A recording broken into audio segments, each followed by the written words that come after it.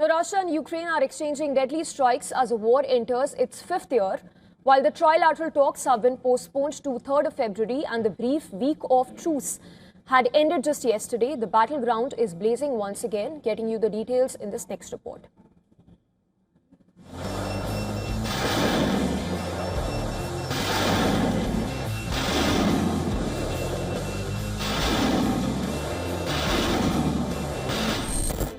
The short-lived truce is over. The ground is frozen, but the skies are lit.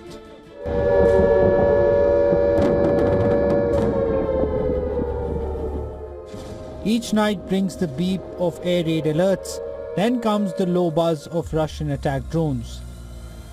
The tearing whistle of Moscow's ballistic missiles and the roar of interceptors fired to meet them.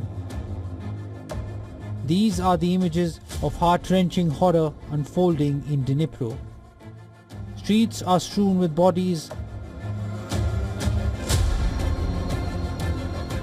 A public bus gutted after Russian drone strike. Ukraine claims miners returning from their work were killed in the attack.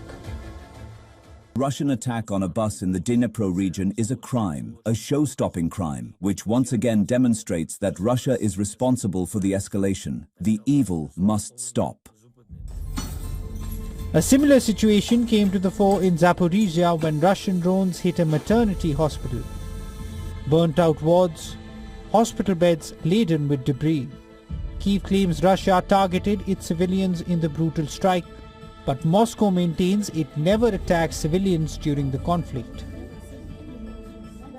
At that moment, I was lying on the bed, heard a buzzing sound, looked out the window and saw it starting to descend directly onto the maternity ward. I shouted to the whole ward and we ran out because it was flying towards us. As soon as we ran out into the corridor, there was an explosion. Russia's sustained attacks have plunged Ukraine into darkness.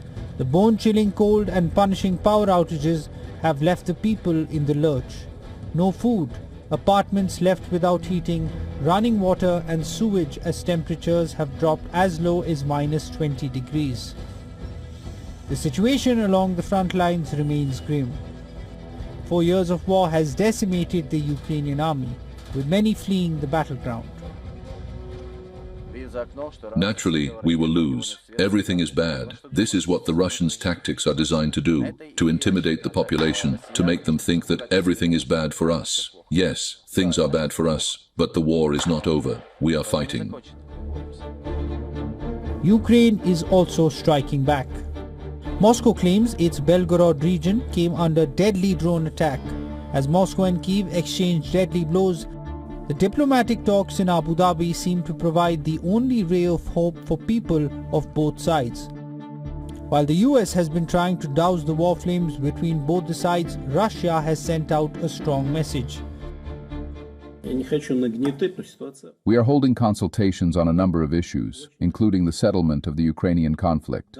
However, overall the situation remains very dangerous because, as you probably know, arms on the doomsday clock have not moved anti-clockwise. They move only forward and forward. While the stalled talks are finally taking place, both Moscow and Kyiv show their willingness to engage via the US. But given the intensity of the war and the mutual hatred, experts caution against any quick breakthrough from the talks in UAE. Bureau Report, WION World is One.